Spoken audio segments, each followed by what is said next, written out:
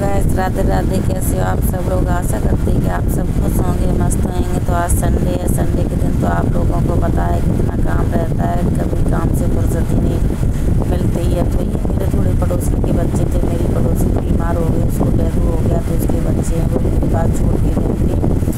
तो मैंने बच्चों को खाना पीना खिला दिया, थोड़ा उनको पढ़ने बैठा दिया और मैं अपने काम में लग गई। देखो दोपहर का खाना बना रही हूँ फटाफट, क्योंकि बच्चे भी भूखे और वो भी आ रहे होंगे दवा लेके, तो उनका दूध भी मैंने